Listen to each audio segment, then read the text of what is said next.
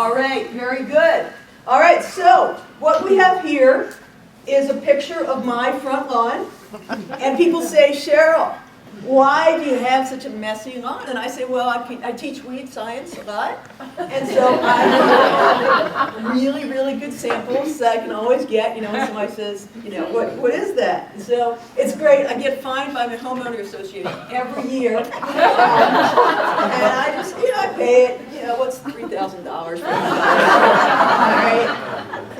No, it's not my house, okay, just something I pulled off online, don't worry.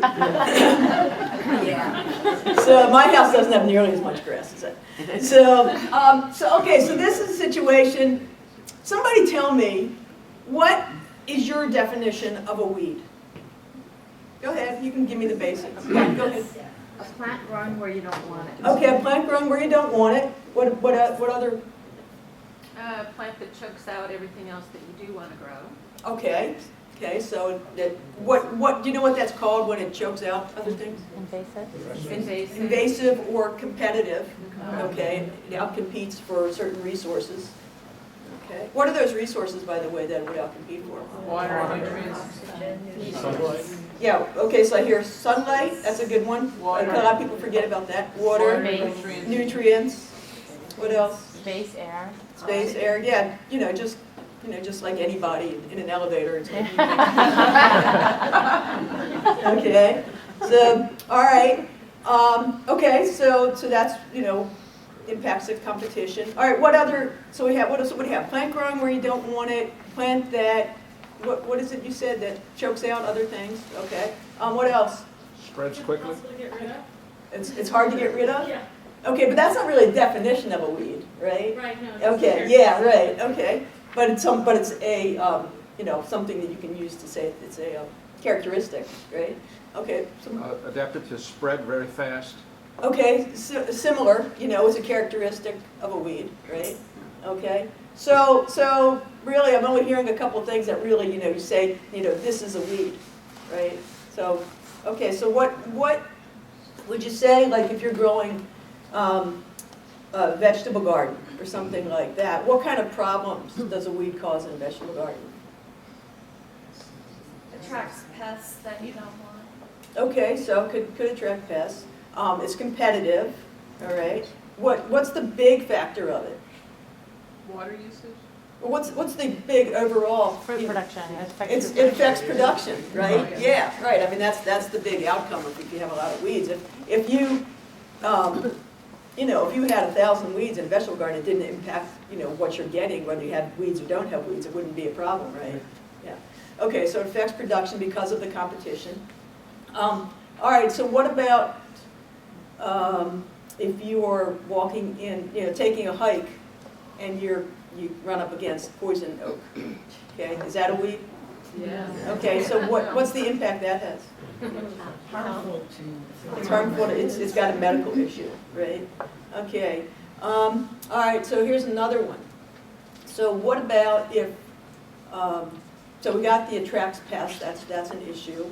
Like in an orchard, that's a big problem actually, because a lot of people keep weeds in the row middles, and what happens is that you get a lot of voles and gophers and stuff come in. The little vertebrates come in, and they will live in there, and then they'll run out and start chewing on your almonds or your tree bark and things like that. Okay, so what about, I noticed that there was that big poster out there. Does anybody remember looking at that? Yeah. What is that? What's the title? Invasive. Okay, so that doesn't impact, food production, doesn't really invite pests. It's not, many times they don't cause a medical problem. So what's the problem with those? They're not pretty. Okay. They take over space for native. Right, they move out native species, okay? And somebody else said pretty, or not pretty. So what's the impact of, let's say you have dandelions in your lawn? It's pretty. It's not pretty. It is pretty. Whatever. It depends on your point of view, right? Okay. So there's a lot of things that make a weed a weed. So for example, I like to use the poison oak idea. because that is actually growing where it's supposed to be growing. Right. Okay, so it's not like a plant out of place or an unwanted plant. I mean, that's really where it's supposed to be growing, but it causes an issue that impacts people or animals. So, so anyway, just to let you know. All right, so what's the issue here?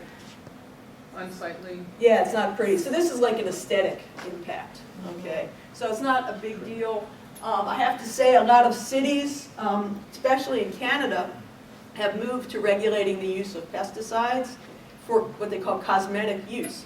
So it's whatever, you can't use a pesticide just to make something prettier, okay? So in this case, you know, that's actually something that would be acceptable, you know, because they say, well, you know, you say, well, I have to mow it, or I have to, you know, use a herbicide to clean this up, and they'll say, you know what, you can't use a herbicide, mowing, you know, you have to do that pretty frequently, and so they've got to make, you know, select a balance between what they're going to be using. But you know, you might hear that term, you know, cosmetic use of pesticides, really just has to do with how good something looks. Okay, so, so we kind of covered a lot of this about what makes a weed. So there's another weed that grows pretty widely around here, at least, called a rundle. Has anybody ever seen that? It looks like really tall bamboo. So I can see a few people. Tall bamboo, it's usually in a stream bed or alongside a roadside, near a stream. Okay, so that is a real bad problem because what happens, that's very invasive and it displaces a lot of the native species, and also the animals that live in those native species. So when those native species are gone, then the birds that live in there don't have a place to nest, and so you get sort of this magnifying effect of this invasive plant. Okay? So, and then the other thing is that because it clogs up the water channels, it makes the streams overflow. You get a lot more flooding than what you normally would have. Okay, but on the upside, it's one of these quality material for making reeds for oboes and I guess other wind instruments. So people really look for that. In fact, there's a few places that grow that purposefully to make those reeds. I have a feeling it's a very small market, but you know, but when you want that reed, you've got to get that. All right. So poison oak, you know, as we mentioned before, you know, you certainly don't want to be impacted by it personally, or have your dog brush up against it, and then you pet your dog, and then you'll get the oils from the poison oak, and you'll get poison oak rash yourself. But on the other hand, it does have fruit that birds eat. Okay, that's actually how it spreads the most. The birds eat the fruit, you know, then they'll fly and defecate and drop the seeds, you know, out to different places. So that does have a benefit. Okay. And so then we have Bermuda grass, which people, you know, it's like one of these love-hate kind of things. Like, how many people here hate cilantro? Hate. I mean, it's like if something has cilantro in it, yeah, okay. That's just what. How many people are kind of like, yeah, I'll take it or leave it.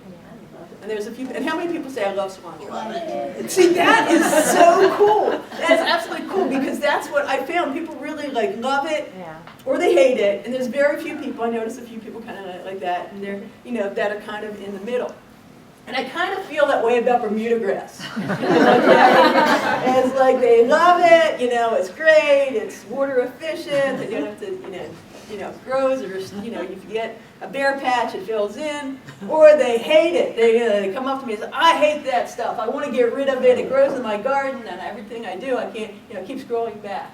So, it does have those qualities. It's a good guy, bad guy thing. So, anyway, we have all this, and so we say, is this plant a weed or not? I mean, every one of these has good qualities that we like, and also has bad qualities that we would like to get rid of, or we don't want anymore. So those are the kind of things we just have to think about when we're thinking about sort of this wholesale classification of a plant as a weed. Okay, so we covered this. We said, you know, other things that plants do, weeds do. Okay. So in itself, you know, weeds are just plants. I just want to make that point clear. Weeds are just plants, okay? But they have characteristics, you know, that some of you did bring up earlier that make them weedy, as they call it. All right, so in this case, we have, this is a perennial weed called yellow nutsedge, okay? So this is the one that Scott had to dig up by individual ones. I call him up and I say, Scott, what are you doing? He's like, I'm digging these up. Okay, have fun. I'll be there in a couple hours. I'm not kidding. Am I kidding, Scott? No, I'm not kidding.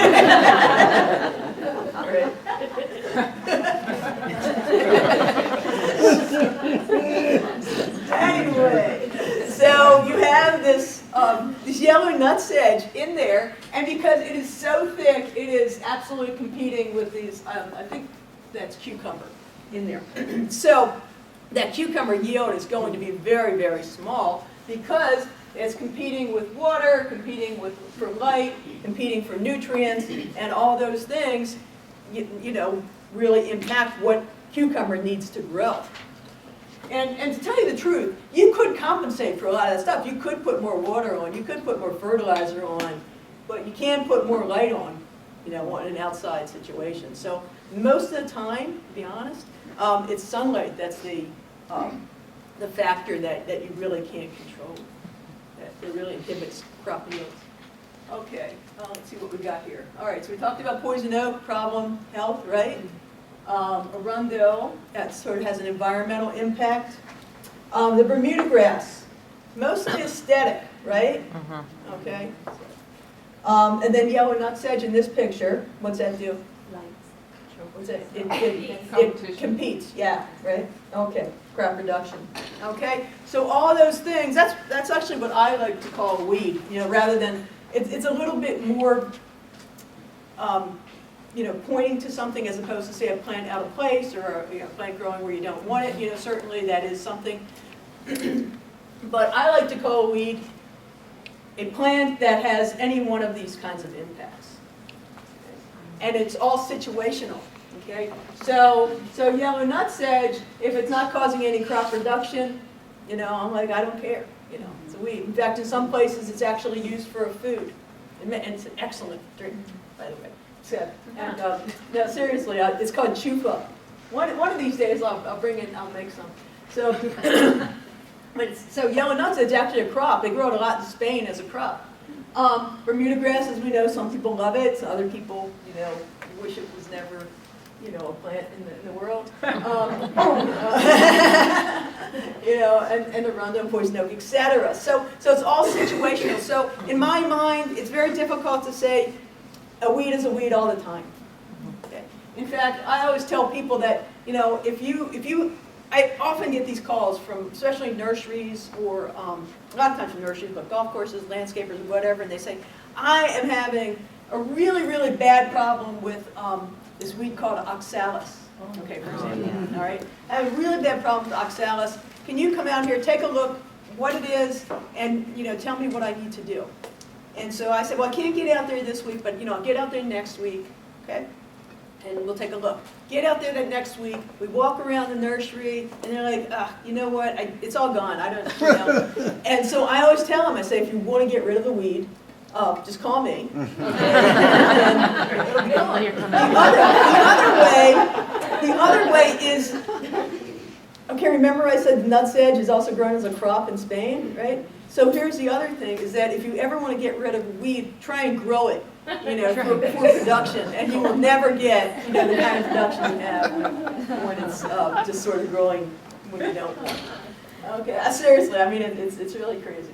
All right, the reason I say it is because I often have to grow weeds for experiments, and they're all over the place. Like the year before, the month before, something like, great, I can do that experiment. I'm just going to grow them up in the pots, and then I'll, do what I need to do. 3 months later, I keep, overseeding, buying plants, whatever, and they never grow. So, they're very uncooperative type pests. All right. So the other thing about weeds is, they come up year after year, right? Especially the annual. When we have annual weeds and perennial weeds. Remember, I said weeds are just plants, right?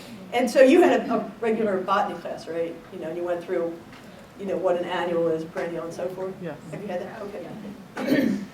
So yeah, so weeds come in those, those flavors, annual, perennial, and biannual. And so right now let's talk about the annual weeds. So, excuse me. So people say, I controlled the weeds last year, and this year I still have just as many weeds, this spring or this winter, whatever.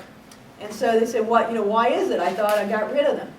And the answer lies in that they produce seeds, right? Annual plants produce seeds. They grow from seeds, they grow up, they flower, they produce more seeds. Where do those seeds go? Do they go in the soil, or they fly off? Then anyway, they have to land in soil somewhere, right? So the other thing is that not all the seeds will germinate that same year. Because if they did, you would just have to control them once, and I think that's what people really look at. Thanks, Scott. Okay. After what I said, do I need to have like a royal food taster? Mm-hmm.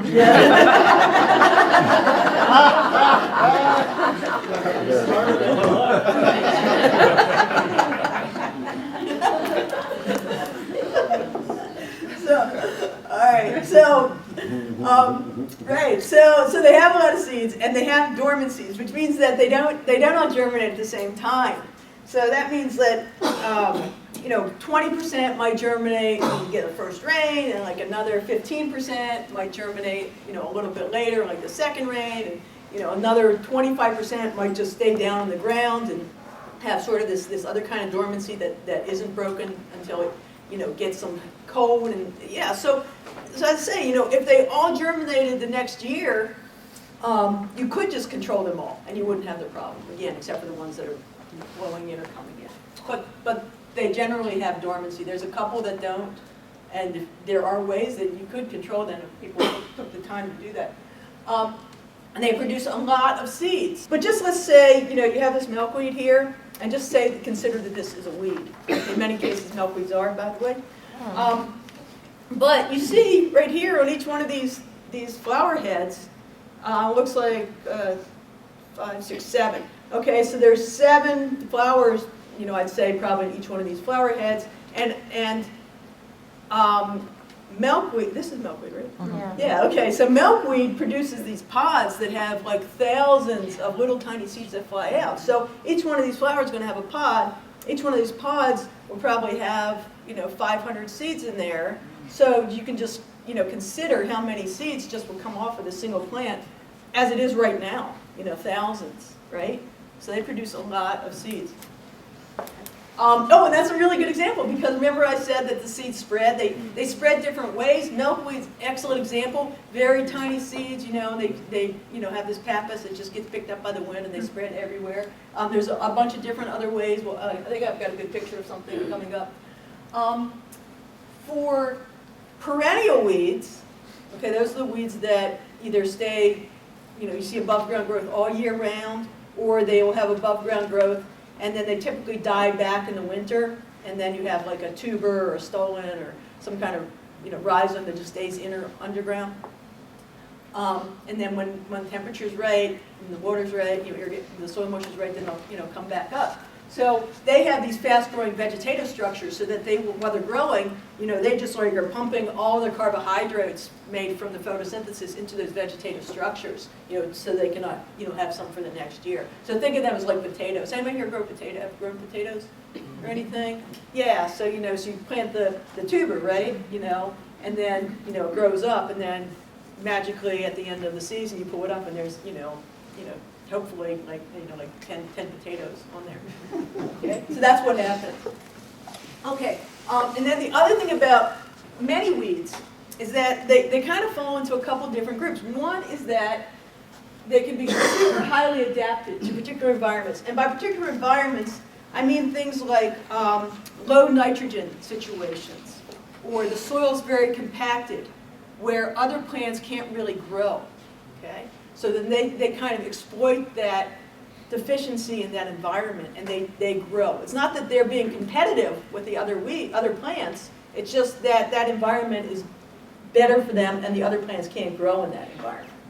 Okay? And then there's other ones that I just call generalists, and they will just grow wherever.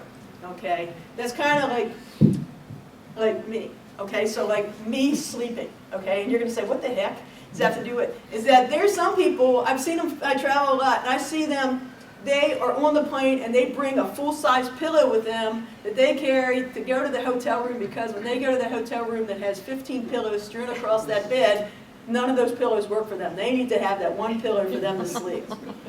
Or you have somebody like me who could be sitting right where you're sitting, and I could probably fall asleep, right there, and I could fall asleep, in my house. I could fall asleep watching TV. So I am like a generalist as far as sleep, right? As opposed to this other person that's very specialized in where that he or she can sleep. Okay. So anyway, so that's the way that weeds work. All right. So these are some of the mechanisms for spread. This is. Okay, so this here, okay, is like, like little feathers. This is the seed, okay, and it's held on there. And this is kind of like the dandelion, right? And so I'm sure we've all, everyone here has probably picked up a dandelion after it's matured and, blown it and said, have fun, and your neighbor says, thank you. No, it's really not that bad. They really don't have that big of an impact, to tell you the truth. But anyway, but many plants, so once the flower matures and sort of dries up, then you have these seeds that are very light now, and then they're picked up by the wind, they just break off, or by somebody kicking them or whatever, and they just take off. It's an interesting thing, actually, just when there's just like a little wind, they don't go very far, but if there is some kind of like circular wind where they're actually brought up high, okay, they can go miles.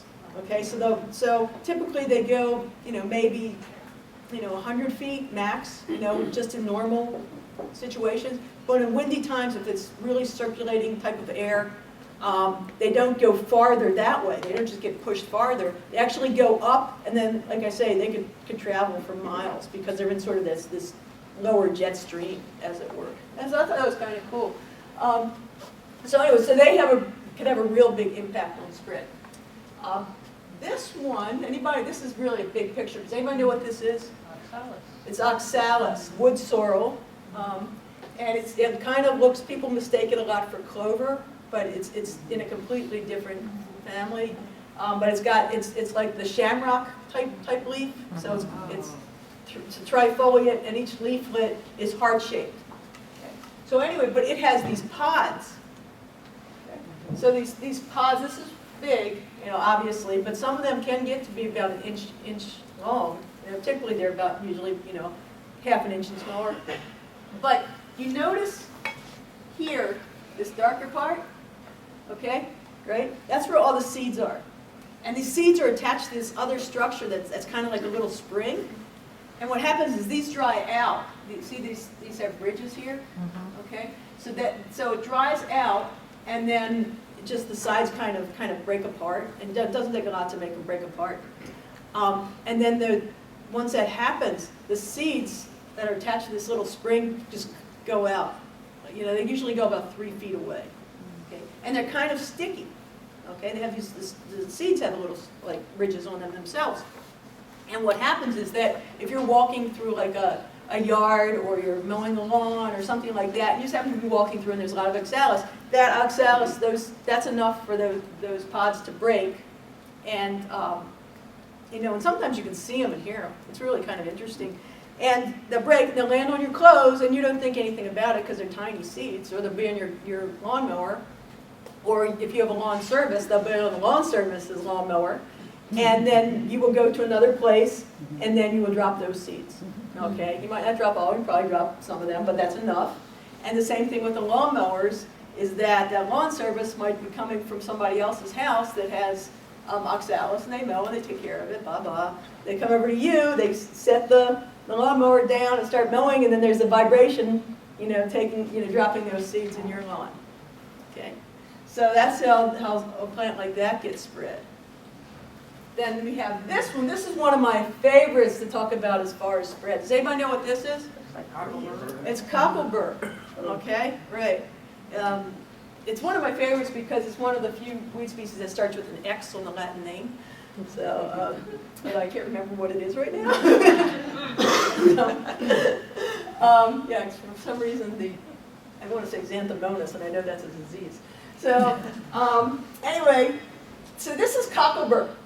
This is really cool because these burrs, and this is it when it's immature. So it's green. These burrs are actually soft. They feel okay. When it's mature, turns brown, it gets hard, and those little hooks there can easily, get in people's clothes, on dogs' fur, other animals' fur, socks, whatever. And so what happens is that it doesn't actually drop off by itself. And so, like, I'm sure if you have a dog, even if you had a dog ever get something on it, you probably get something on it. It's a little bit irritating. It probably walks about 10 feet and goes, like that, and drops it. Okay, so that's how it gets moved. Same for yourself. If you're walking along, you run into some of this. It really, clings to your clothes, especially if you're wearing a sweater. And you say, "Oh, yeah, what's that?" Yeah, you're just doing it. It's really easily to propagate. Xanthium. Thank you very much. That's close, but okay. So xanthium. Yeah, I like things that start with X. I don't know why. So this is a very, very, very important plant. Does anybody know why? Go for it. Velcro came from it. Okay. Expand on that. It was the inspiration for Velcro, right? Did you know that? I don't know the whole story. So this is the inspiration for Velcro. And so remember, I showed you can't really see it so much on the mature plants here, mature burrs, but here, if you can just kind of, I hope you can see this one's really hooked. Can you see that? In there. So anyway, so what happened is there was an engineer from Switzerland hiking in the mountains in Switzerland. I can't guarantee it was the Alps, but let's just say it was.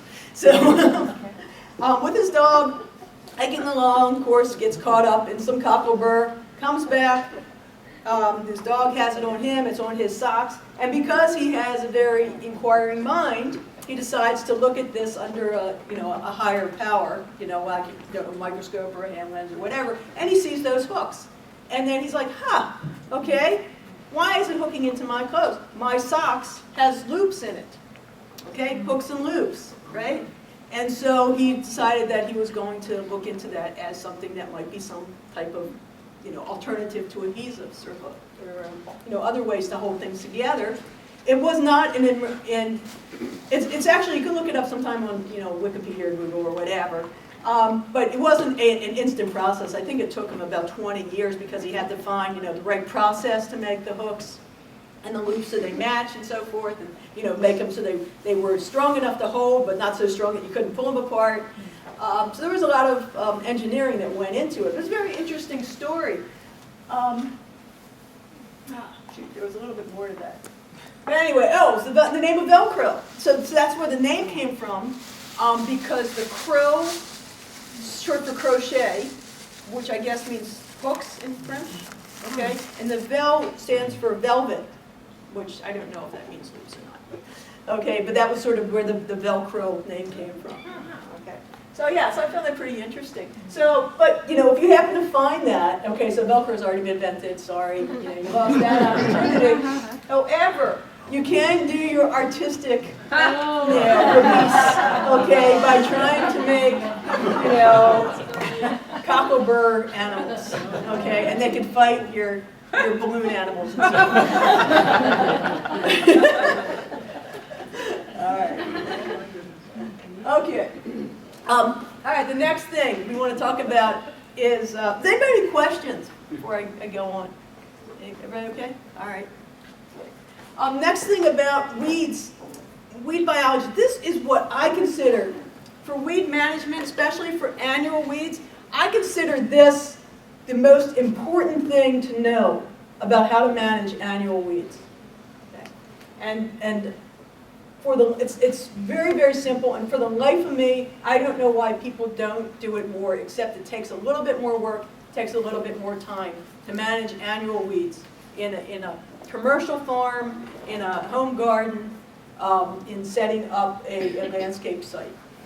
Okay? And that's to understand how a soil seed bank works.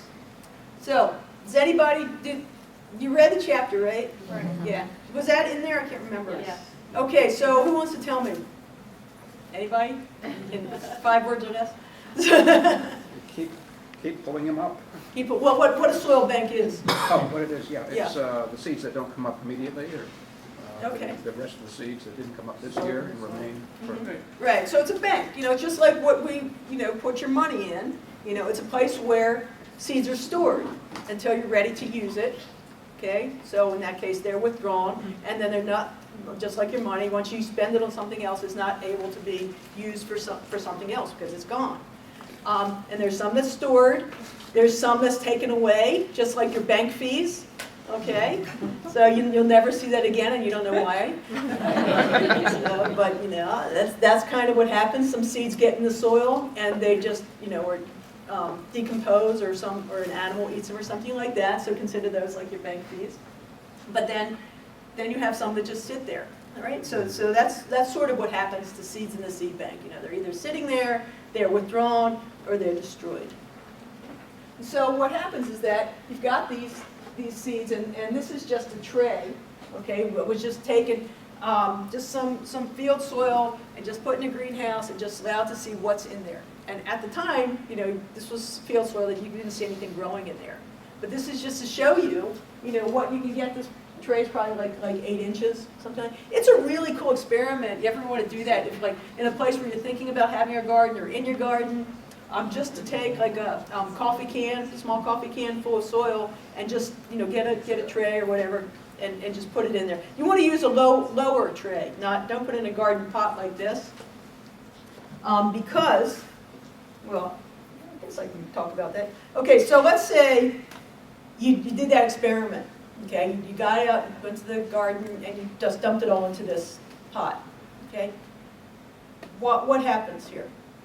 Some of the seeds are still down below at the bank. And then Right, so they're way down low. So even if they germinated, it'd be very difficult for annual weeds in particular. It's very difficult for them to travel, this far up. So they would probably die on the way if they germinated at all. Most of the weed seeds that cause problems are in like the top couple inches of soil. Okay, so that's why we say if you're going to be doing this, just take put it in a low tray, and that way you'll get most of the weeds that'll come up. So what happens is that, okay, so this is something that happens. In this case, it looks like it's got a lot of grasses, and there's broadleaf here. I think there's another broadleaf in there. Gives you some idea about what kind of weeds you actually have in your garden for one point. The other thing, it's another interesting experiment to do, is once you get a lot come up, is to pull them out. Okay, so then you start with a clean slate, and then continue to water it, and then see what else comes up. Okay, because that's sort of your next stage of weed flush that you get. So that's the seed bank. So the seed bank is where the annual plants deposit their seeds for the future growing seasons. And so here's an common groundsel. It's a common weed that grows around here. It's typically called a winter annual, which we'll go in a little bit later. But around here, I can find them pretty much all year.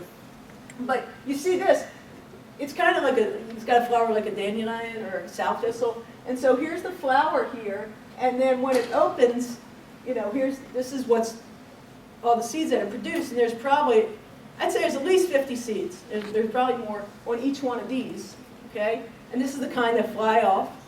And let's see, it's 1, 2, 3, 4, 5, 6, 7, 8, 9, 10, 11, 12. There's 15 flowers there, conservatively, because there's just ones I can see. So 15 times 5 is what, 75? So yeah, so 750 seeds just from this little part right here. Okay, and that plant is probably only this big. When it gets bigger, it's going to have 5 times more. So there's a lot of seeds that can go out. Okay. All right, so you got that point. Okay, seed bank.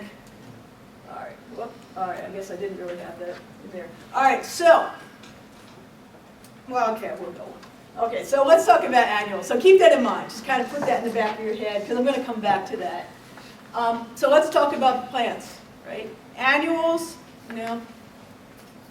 pansies, marigolds, zinnias, common groundsel, all annuals, right?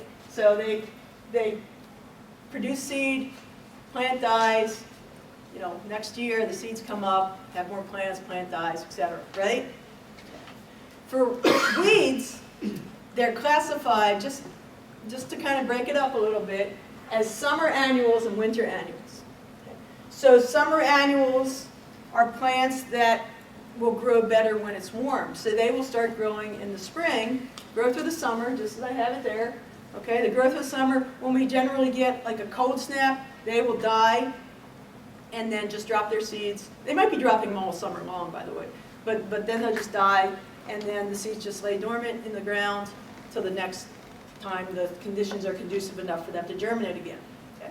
And then we have these winter annuals that are the opposite. Those are the ones that we start seeing in the fall.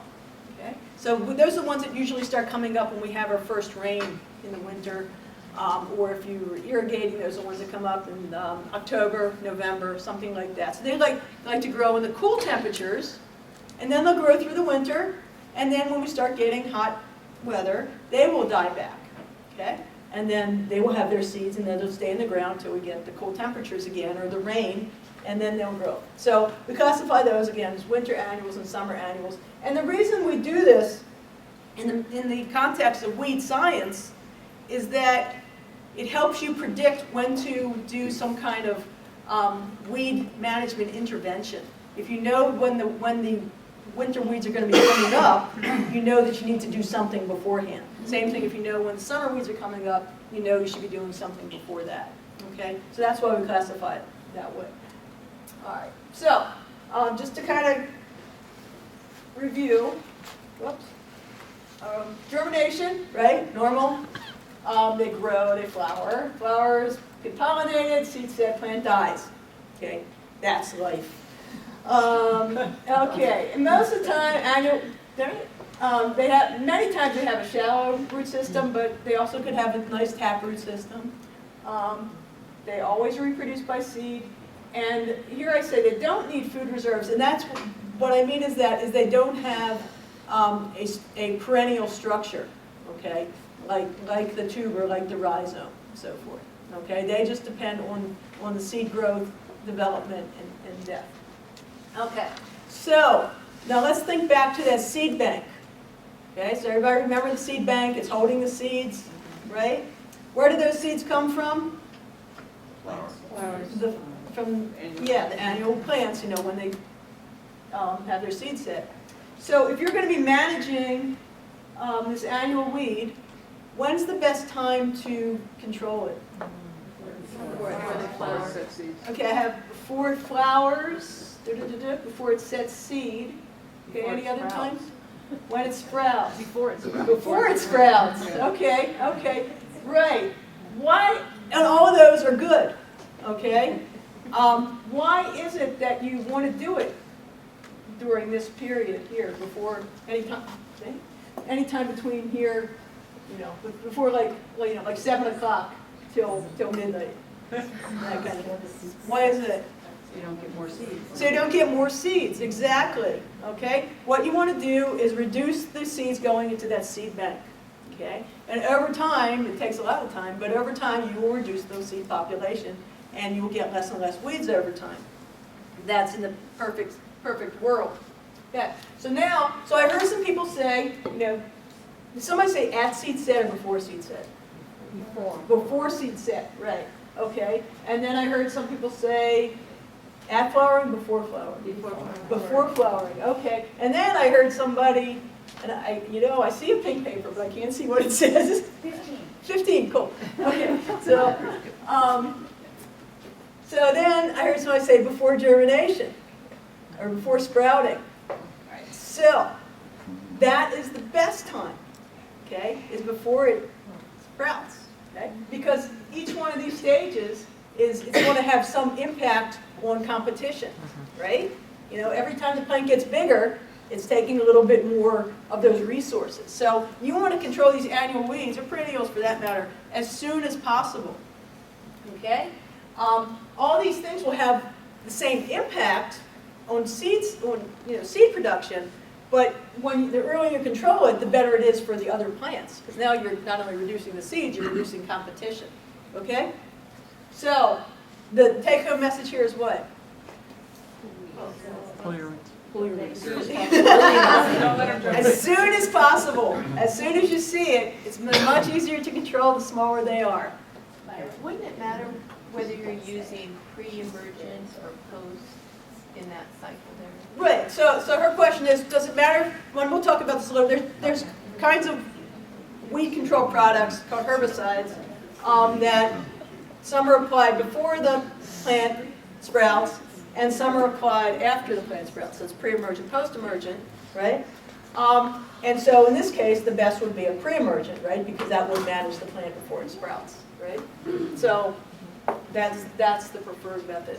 Some other people like to use post-emergent because they like to see what they have first, and then they'll control it that way. But what I was going to get to about this controlling the weeds, why you should do it early, is that this video shows this weed called a sow thistle. It's very common around here, where it had a flower bud on it, and I cut it off. I cut off the stem with the flower bud on it, and then I just kept it in my garage for 6 days. I just had a light on it, and I took a time-lapse photo series, and it shows that the plant still flowers and produces seeds, you know, after it was cut. So that's where people say, well, I'm gonna wait till I see flowers. And that's actually what happened. A lot of people actually don't even notice they see a weed until they see the flower, because they're usually looking at a green background, a green plant on a green background, and they don't really notice they have a weed until it's got a yellow flower. And they're like, oh, there it is. I'll pull it up, and then they just generally just like toss it to the side, think it's going to dry up. And in some cases, that doesn't happen. So anyways, I'll find, it's really a cool video, if I do say so myself.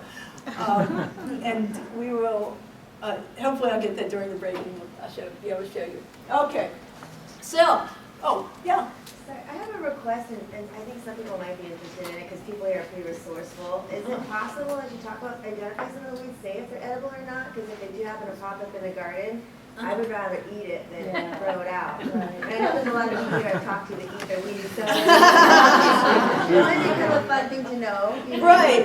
Yeah, no, I mean, seriously, actually a lot of people ask me, like, I'll do a bunch of identification, and then it's like, I got said this, what the problems are, and then somebody was saying, but can you eat it?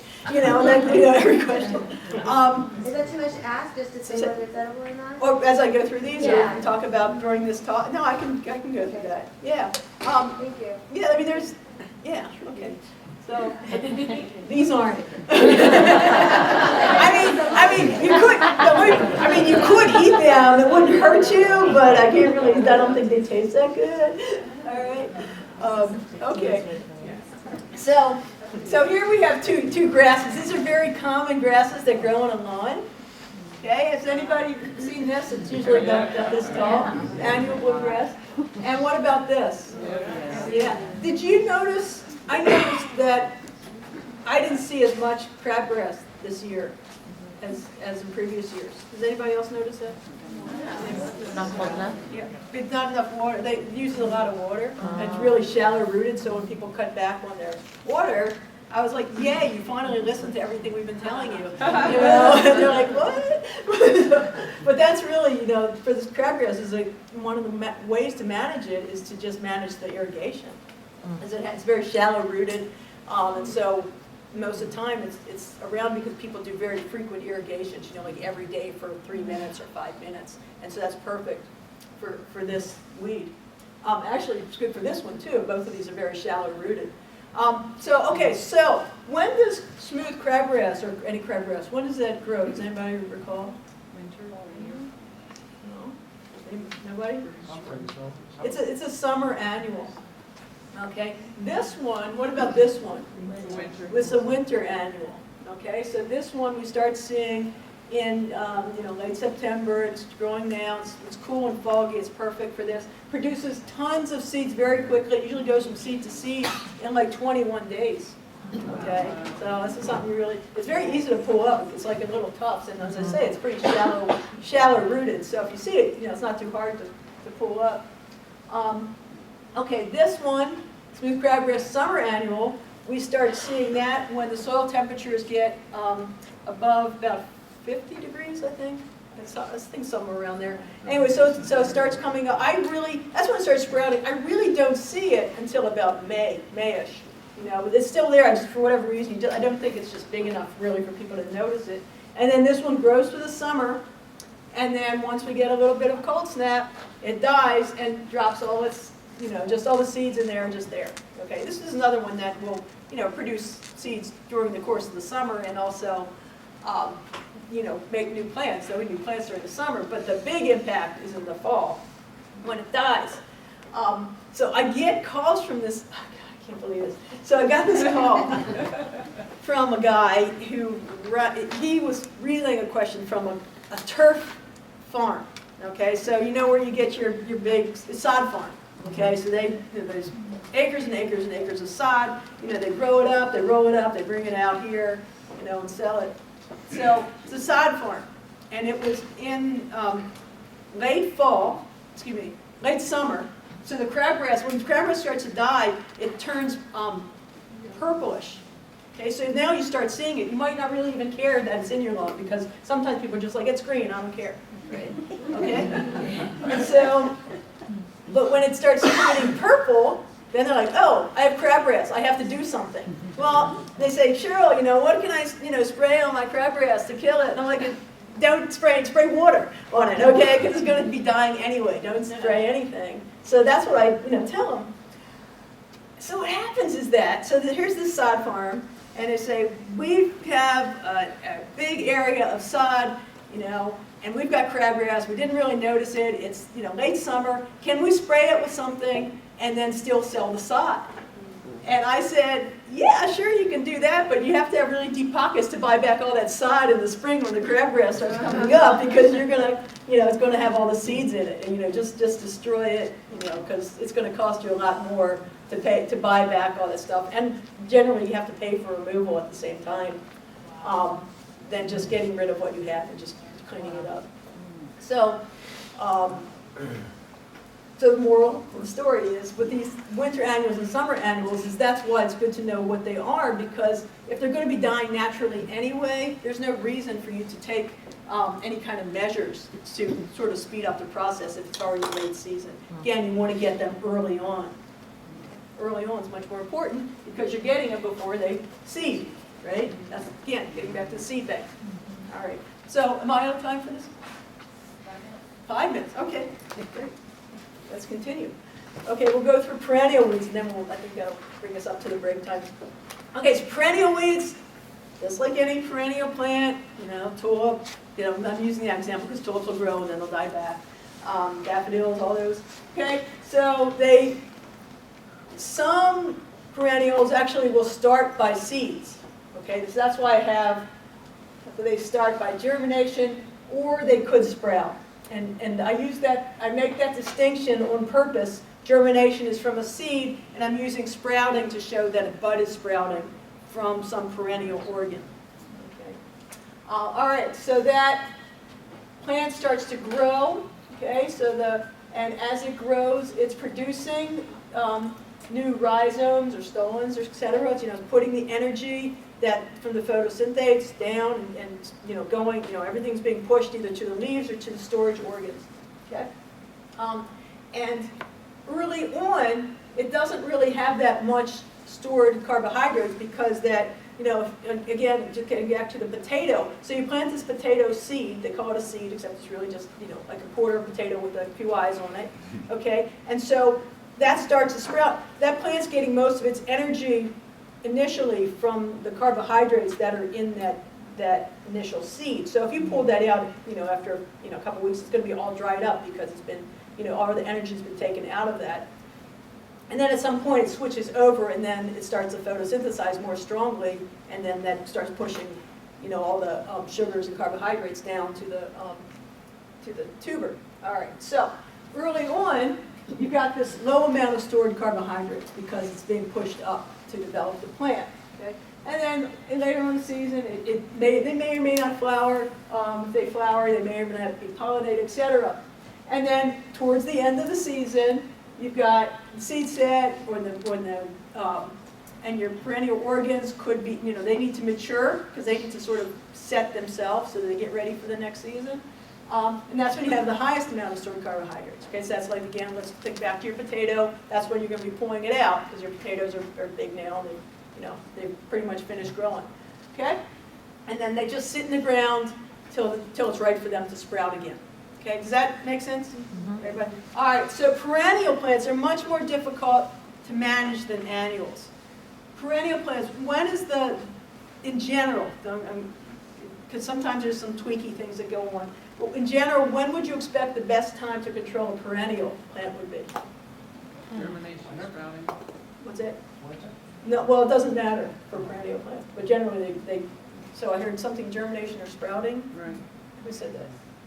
And why is that? Why would you say that? Because they're smaller and there's less growth on them and. Okay. So, all right, anybody else? Before they set seed and flower, for sure. Okay. All right. So, yeah, go ahead. Maybe when the lowest amount of stored carbohydrates because they'd be at their weakest.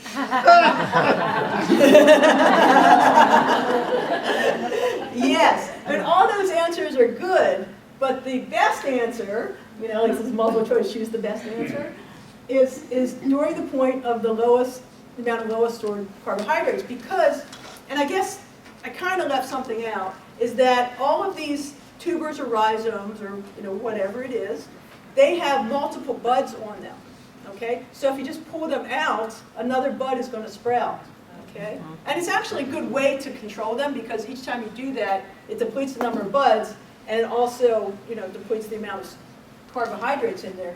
But the fact of the matter is that, you want to control it when it has the least opportunity to recover, okay? Get them when you're down. Okay? Yeah. So that's the best time. No, but having said that, you often have to do that numerous times because, each time you try to control it, another bud's going to sprout and so forth. But each subsequent bud typically is a little bit weaker than the one previous. Okay. Let's see what the next one is. Okay, so let's just look at this one. Does anybody know what this is? This is, I heard nutgrass.